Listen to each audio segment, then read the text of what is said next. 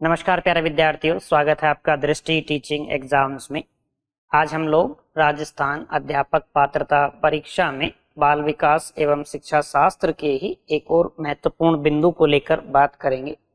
हम लोग वृद्धि एवं विकास के बारे में पढ़ेंगे, या कहीं कहीं आपको अभिवृद्धि लिखा मिल सकता है, यानी कि ग्रोथ और डेवलपमेंट के बारे में हम बात करेंगे कि ग्रोथ क्या होता है।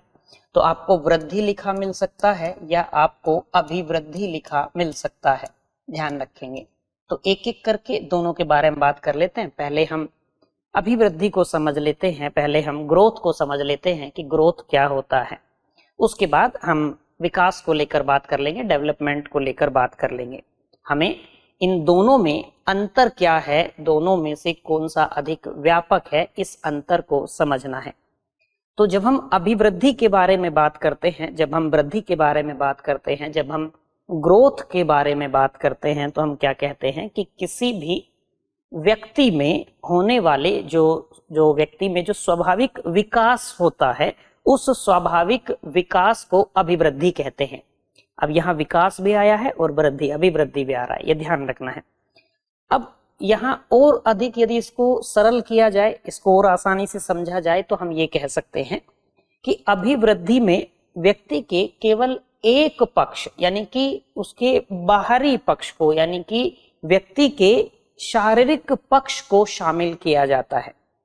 ये ध्यान रख लेंगे। क्या कह देंगे आप कि अभिवृद्धि में व्यक्ति के केवल एक पक्ष को शामिल किया जाता है, अभिवृद्धि में व्यक्ति के केवल बाहरी शारीरिक पक्ष को शामिल किया जाता है। ये बात आपको ध्यान रखनी है।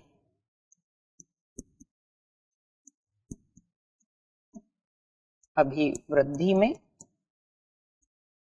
व्यक्ति के केवल बाहरी पक्ष, आप कह सकते हैं इसमें शारीरिक पक्ष को शामिल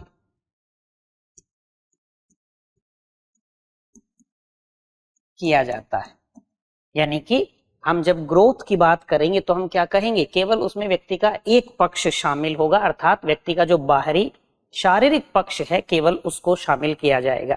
यानी इसका अर्थ हुआ कि व्यक्ति के बाहरी शारीरिक पक्ष में होने वाले जितने भी परिवर्तन हैं, जितने भी सकारात्मक परिवर्तन हम व्यक्ति के बाहरी शारीरिक पक्ष में होते हुए देखते हैं, उन सभी परिवर्तनों को हम क्या कहेंगे, अभिवृद्धि कहेंगे या वृद्धि कहेंगे।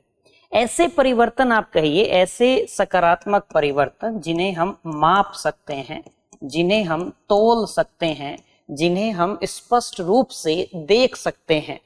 जैसे आप कहेंगे कि एक बालक या एक अध्येता या एक विद्यार्थी की लंबाई का बढ़ना, एक विद्यार्थी की लंबाई का बढ़ना हो, एक विद्यार्थी के वजन का बढ़ना हो, लंबाई का बढ़ना, आप कहें वजन का बढ़ना, इनको आप प्रत्यक्ष रूप से देख सकते हैं, इनको आप माप सकते हैं, इनको आप तौल सकते हैं। तो ये क्या हो जाएगा, ये अभिवृद्धि में आएगा। बिंदु स्पष्ट हुआ। तो अभिवृद्धि में क्या ध्यान रखेंगे कि किसी भी व्यक्ति में जो स्वाभाविक विकास होता है उसे अभिवृद्धि कहते हैं। किसी भी बालक में जो स्वाभाविक विकास होता है, उसकी आयु के अनुसार उसकी जो लंबाई बढ़ती है, उसकी जो शारीरिक संरचना में बदलाव आता है, उसके जो वजन में बदलाव आता है, वो सब किस में आ जाएगा, वो अभिवृद्धि में आ जाएगा।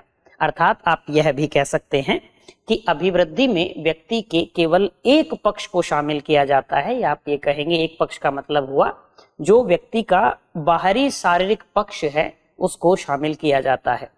हम ऐसे कहेंगे कि जैसे बालक की लंबाई का बढ़ना हो या वजन का बढ़ना हो, ये अभिवृद्धि है, ये ग्रोथ है। अब इसकी तो कोई निश्चित आयु सीमा भी होती है, एक निश्चित सीमा तक ही बालक की, व्यक्ति की लंबाई बढ़ती है। इसका मतलब हुआ कि अभिवृद्धि में भी हम ये कहेंगे कि इसका भी कोई निश्चित समय सीमा होगी, इसकी भी कोई निश्चित समयावधि होगी। अर्थात आप ये ध्यान रखेंगे कि अभिवृद्धि कब से शुरू होती है, अभिवृद्धि का प्रारंभ कब से होता है, तो जन्म से लेकर किशोरावस्था तक। जन्म से लेकर जो आप शारीरिक पक्ष में जो सकारात्मक परिवर्तन देखते हैं वो कब से, जन्म से लेकर किशोरावस्था तक माना जाता है कि अभिवृद्धि का प्रारंभ कब से होगा, जन्म से लेकर किशोरावस्था तक। एक बिंदु ये लिख लेंगे,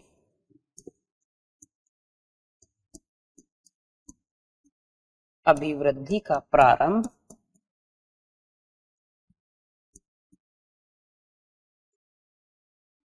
जन्म से लेकर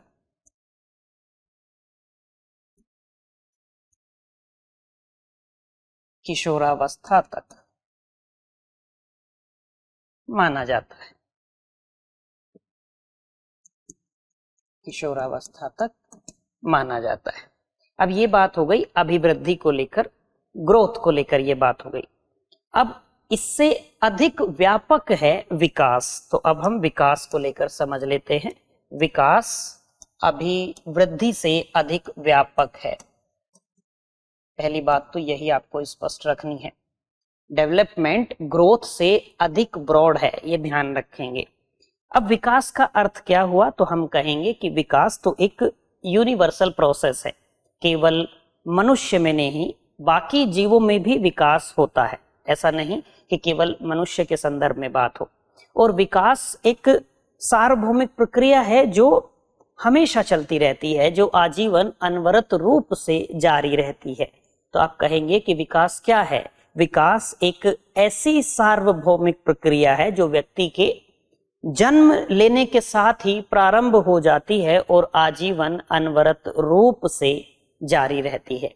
आप ये कह लीजिए कि गर्भ से कब्र तक विकास की प्रक्रिया जारी रहती है। बिंदु स्पष्ट हुआ? क्या कह सकते हैं लिखने के लिए, एक बिंदु आप क्या लिख लेंगे, एक वाक्य आप लिख लेंगे कि विकास एक ऐसी सार्वभौमिक प्रक्रिया है जो व्यक्ति के जन्म लेने के साथ ही प्रारंभ हो जाती है तथा आजीवन अनवरत रूप से जारी रहती है, सतत रूप से जारी रहती है। इस एक वाक्य को लिख लीजिए तो अंतर भी स्पष्ट रहेगा। विकास एक ऐसी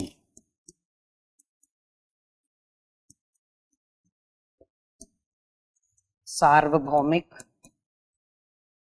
प्रक्रिया है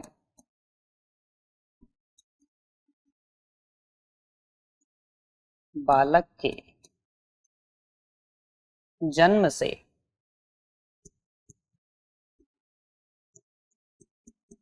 प्रारंभ होकर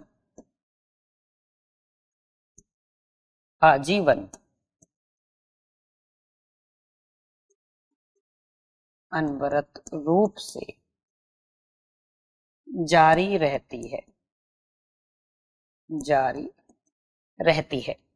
अब इसमें अंतर आपको समझ में आएगा। जैसे हमने अभिवृद्धि में बात की कि व्यक्ति के केवल एक पक्ष को शामिल किया जाता है, यानी कि जो बाहरी शारीरिक पक्ष है उसमें जो सकारात्मक परिवर्तन आए हैं उन्हें अभिवृद्धि कहते हैं, उन्हें ग्रोथ कहते हैं।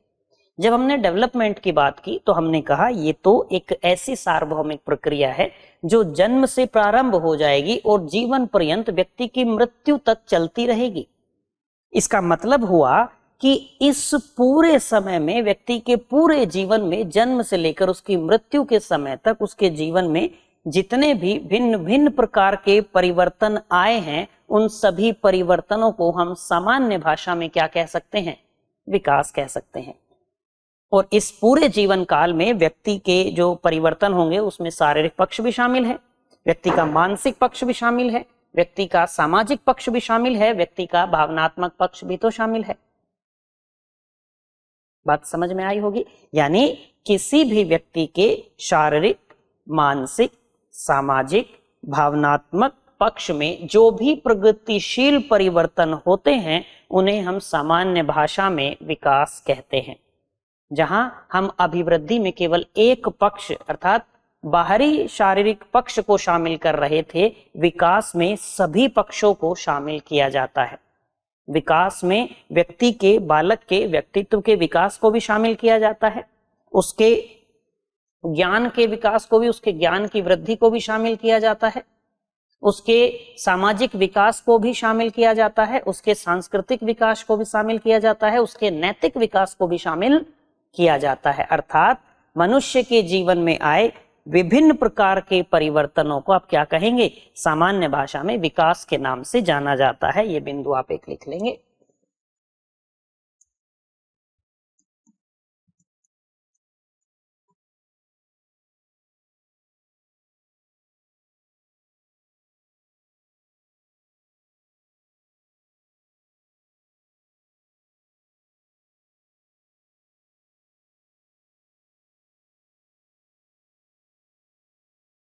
परिवर्तनों को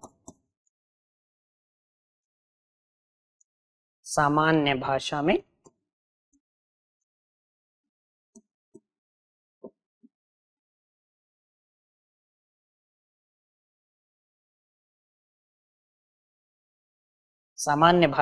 विकास कहा जाता है। मनुष्य के जीवन में जितने भी भिन्न भिन्न परिवर्तन आए हों, उन सभी परिवर्तनों को हम विकास कहते हैं। अब इसमें तो सारे पक्ष यानी कि शामिल हो गए, फिर भी आप ध्यान रखने के लिए आप कहेंगे कि इस पूरी प्रक्रिया में, विकास की प्रक्रिया में शारीरिक पक्ष है, मानसिक पक्ष है, बालक का, व्यक्ति का सामाजिक पक्ष है, भावनात्मक पक्ष है, आदि आदि पक्ष इसमें शामिल होते हैं। ध्यान रखने के लिए क्या कह देंगे?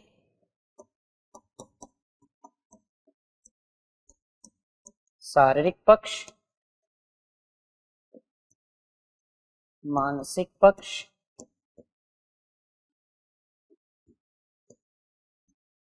सामाजिक पक्ष, भावनात्मक पक्ष, और भी आप कह सकते हैं नैतिक पक्ष ले लीजिए, संवेगात्मक पक्ष ले लीजिए, ठीक है, या आप कोई भी अन्य कह सकते हैं, सांस्कृतिक पक्ष को ले लीजिए, आध्यात्मिक पक्ष को ले लीजिए, व्यक्तित्व के विकास को ले लीजिए। हर प्रकार के सारे पक्षों को इसमें शामिल किया जाता है। जब विकास इतना व्यापक है, इसीलिए जो कुछ मनोवैज्ञानिक है, मनोवैज्ञानिक कुछ क्या कहते हैं विकास को लेकर, वो कहते हैं कि विकास कुछ और नहीं है, बल्कि विकास क्रमिक परिवर्तनों की एक श्रृंखला है। एक ऐसी श्रृंखला है जिसमें क्रमिक परिवर्तन होते रहते हैं, वो विकास है। तो कुछ मनोवैज्ञानिकों का क्या मानना है कि विकास क्या होता है? वो कहते हैं विकास और कुछ नहीं बल्कि क्रमिक परिवर्तनों की एक श्रृंखला है। आप ऐसा भी देखेंगे कि हम अपनी प्रौढ़ावस्था में पहुंचकर स्वयं को जिन गुणों से संपन्न पाते हैं, आप भी जिन गुणों से अपने आप को संपन्न पाते हैं, वो सभी गुण इस विकास की प्रक्रिया का ही परिणाम है। इस डेवलपमेंट के प्रोसेस से ही वो सारे गुण हमें प्राप्त हुए हैं। चाहे आप किसी भी गुण को लेकर बात कर लीजिए, तो हम जब प्रौढ़ावस्था में पहुंचकर अपने आप को कुछ क्षमताओं से, कुछ गुणों से संपन्न पाते हैं, तो वो सभी किसका परिणाम है? किसके परिणाम स्वरूप आए हैं? विकास की प्रक्रिया के। अर्थात आप ऐसे कह सकते हैं कि विकास एक ऐसी आंतरिक शक्ति हो गई, एक ऐसी आंतरिक शक्ति है जो किसी प्राणी या समाज को उन्नति की ओर, उसकी प्रगति की ओर अग्रसर करती है। ये आपने सुना होगा, समाज विकास कर रहा है, देश विकास कर रहा है। इसका मतलब क्या है कि वो गुण है, वैसे गुण है। इसलिए कहा गया कि एक ऐसी शक्ति है, एक ऐसी आंतरिक शक्ति है जो किसी प्राणी या समाज को या राष्ट्र को उन्नति की ओर अग्रसर करती है। हम ये भी कह सकते हैं कि विकास उस स्थिति का नाम है जिससे प्राणी में जो कार्य क्षमता है वो बढ़ती है। आप ये भी कह सकते हैं कि एक ऐसी स्थिति है।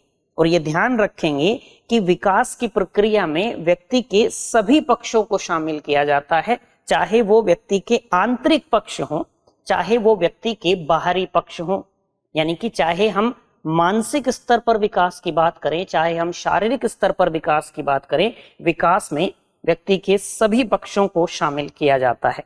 जबकि अभिवृद्धि में केवल एक पक्ष को शामिल किया जाता है और वो है बाहरी शारीरिक पक्ष। बात आसानी से समझ में आ गई होगी। तो एक बात आपको ये भी ध्यान रखनी है कि विकास की प्रक्रिया में व्यक्ति के सभी पक्षों, चाहे आंतरिक हो या बाह्य पक्ष हो, को शामिल किया जाता है। बिंदु स्पष्ट हुआ? ये बातें आपको ध्यान रखनी है। तो मैं ये उम्मीद करता हूं कि आपको अभिवृद्धि या वृद्धि आप कह लीजिए और विकास, ये दोनों बातें समझ में आई होंगी। अपने आप में ये बिंदु बहुत व्यापक है, इसमें बहुत सारी बातें हैं जिनको हम कक्षा में पढ़ते हैं, लेकिन एक समझबूझ का विकास करने के लिए, आगे की चीजें आपको समझने में आसानी हो, उसके लिए हमें अभिवृद्धि और विकास को समझना जरूरी था, उसके बारे में समझबूझ का विकास करना जरूरी था। तो मैं ये उम्मीद करता हूं कि आज वाली इस चर्चा से आपको अभिवृद्धि एवं विकास को लेकर आपके खुद के मौलिक विचारों का विकास हुआ होगा, कुछ नया तो आपने आज भी सीखा ही होगा। आज के लिए इतना ही रखते हैं, मिलते हैं आपसे किसी अगली क्लास में किसी अगले बिंदु के साथ। Till then bye bye, have a nice day.